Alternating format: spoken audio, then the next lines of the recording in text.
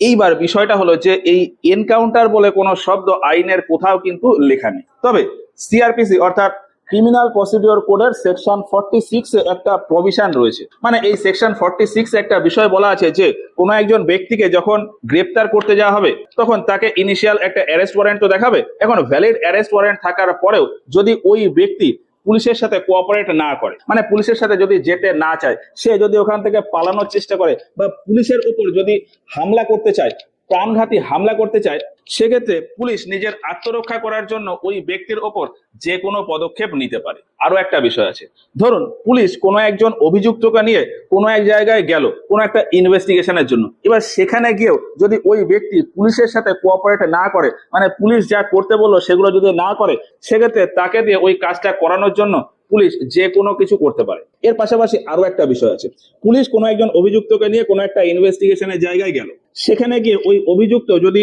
পুলিশের কাছ থেকে পালিয়ে যাওয়ার চেষ্টা করে বা ওই পুলিশের ওপর যদি হামলা করে বা ওই পুলিশের যদি কোনো ক্ষতি করতে চায়, সেক্ষেত্রে পুলিশ নিজের আত্মরক্ষা করার জন্য ওই ব্যক্তির ওপর যে কোনো কিছু প্রয়োগ করতে পারে, এমনকি তার উপর গুলিও চালাতে পারে। এই গুলি চালানোর ঘটনাটাকেই পুলিশের ভাষায় বলা হয় এনকাউন্টার। বারুইপুর কেসের ক্ষেত্রেও ঠিক তাই হয়েছে।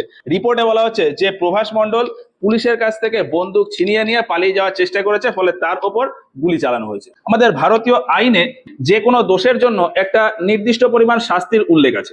সেই হিসাবে মোটামুটি 4-5টা অপরাধ আছে যার জন্য মৃত্যুদণ্ড বা যাবজ্জীবন কারাদণ্ড পর্যন্ত হয়। সেইগুলো হলো মার্ডার বা হত্যা, রেপ বা ধর্ষণ, দেশের জন্য খুবই ক্ষতি হয় এইরকম কোনো কাজ, দেশের বিরুদ্ধে যুদ্ধ ঘোষণা করা, এই সমস্ত অপরাধের ক্ষেত্রে মৃত্যুদণ্ড বা যাবজ্জীবন কারাদণ্ড পর্যন্ত হয়। এখন মনে করা হয় যে কোনো একজন অভিযুক্ত যিনি এই সমস্ত কেসে জড়িয়ে রয়েছেন এবং তিনি জানেন যে হয় তার মৃত্যুদণ্ড হবে অথবা যাবজ্জীবন কারাদণ্ড হবে, সেক্ষেত্রে ওই ব্যক্তি ভাবতে পারেন যে আমি পুলিশের কাছ থেকে পালিয়ে গিয়ে নিজেকে লুকিয়ে লুকিয়ে রাখবো, সারা জীবন বেঁচে যাব। তো তাদেরকে আটকানোর জন্যই মেইনলি পুলিশকে এই ক্ষমতাটা দেওয়া হয়।